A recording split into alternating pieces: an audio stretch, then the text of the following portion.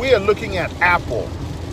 And the IPO was April 1985. And if you go back from 1985 till now, the return since its IPO is 261,000% return. And that information is from fool.com. One of the things I really enjoy doing is looking at the CAGR, compound annual growth rate, over 10, 20, and 30 years. The CAGR, compound annual growth rate for Apple, over a 10-year period is 24.9%. So a $10,000 investment in Apple over a 10-year period would now be worth $97,748. That is over 10 years. If you stretch it out over 2 decades, it's phenomenal. No, it's incredible. No, it's unbelievable. The CAGR is 36.32%. You have basically doubled your money every 2 years in Apple over the last 20 years. Every 2 years, your money doubles. So that a $10,000 investment in Apple would now be worth $5.3 million over a 20-year period. This is stupendous! I cannot believe this. Now, if we stretch it out over 30 years, over a 3-decade period, your CAGR, your average annual return in Apple, is 24.7%. So a $10,000 investment in Apple is now worth $7.9 million.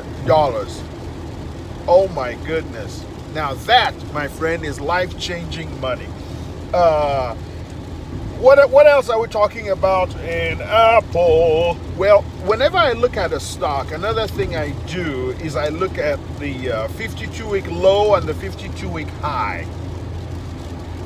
The yield on Apple is really not very, what do you want to call it, impressive. What is impressive about the yield in the dividend? The dividend yield is not impressive. What is impressive is the dividend growth. Now, if you need income, then Apple might not be a stock that you prioritize. But if you are focused on growth and growing your income, and you will need that income in the future, Warren Buffett thinks Apple is a great enough stock that it constitutes 50% of the stock portfolio in Berkshire Hathaway. 49.7, I believe, percent of the Berkshire Hathaway stock holdings are in Apple. Well, let's continue.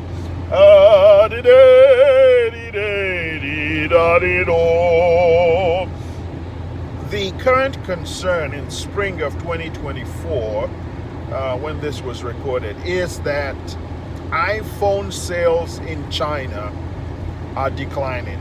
And they're declining at an accelerated rate for a variety of reasons. I won't go into the political reasons why the government in China is putting pressure on Chinese citizens not to purchase. Well, let me put it this way. They're incentivizing and encouraging Chinese citizens to purchase Chinese-made phones, and not, even though Apples are made in China, they incentivizing their citizens to purchase the Chinese-made and Chinese-owned smartphones. So that is a concern. Apple is also moving its production out of China. They are diversifying the production, the country of origin where their iPhones and their products are manufactured. Tim Cook, the chief diplomat at Apple,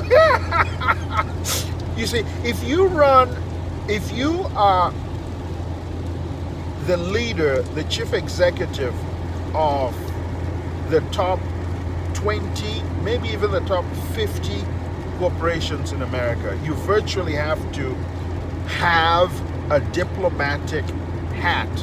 You're no longer just running a corporation, you're running a multinational corporation, and the decisions you make as a corporation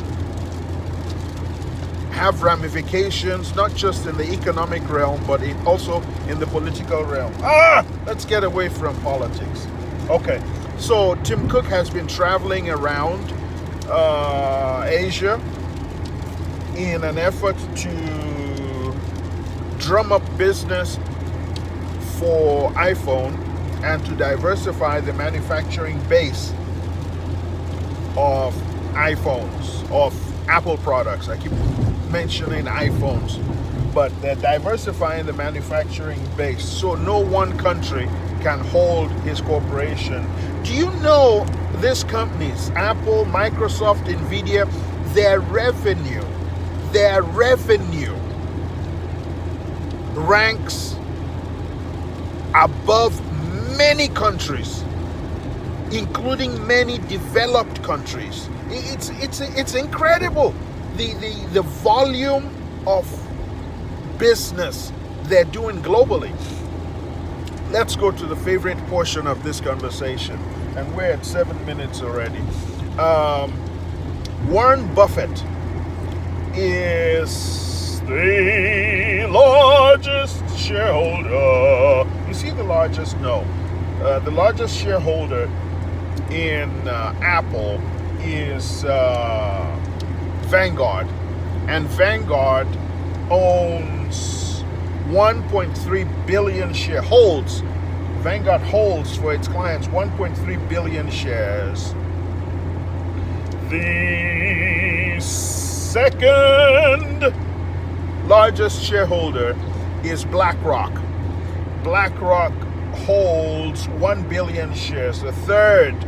Berkshire is the third largest shareholder in Apple with 905 million shares. And later on we'll talk about the revenue, the dividend income that Berkshire Hathaway generates from Apple stock. State Street owns 586 million shares, or holds 586 million shares. Anyway, let's go on.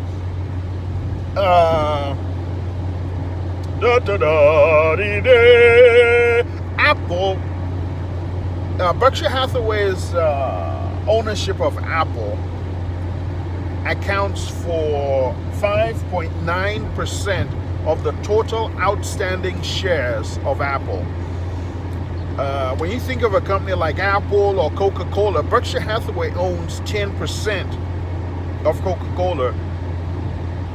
And in this case, they own 6% of Apple.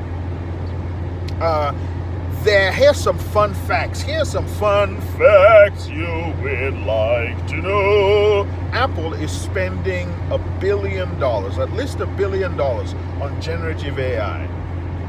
And there are 2.2 billion active Apple devices around the world. What's the world's population? The world's population is 8.1 billion, and there are 2.2 billion active Apple devices around the world. Hey, here's another fun fact. Coca-Cola sells 1.9 billion bottles per day. When you're thinking of investing in a dividend-paying stock, you think of stuff, 1.9 billion bottles of Coca-Cola. So there is a 10,000 Coca-Cola products are consumed every second of the day, 24 hours a day, 7 days a week, 365 point a quarter days a year. 10,000 products of Coca-Cola products are consumed every second. Okay. Now, as Paul Harvey would say, 10 minutes. So, we will continue our conversation on Apple. This will be a two-part series on Apple.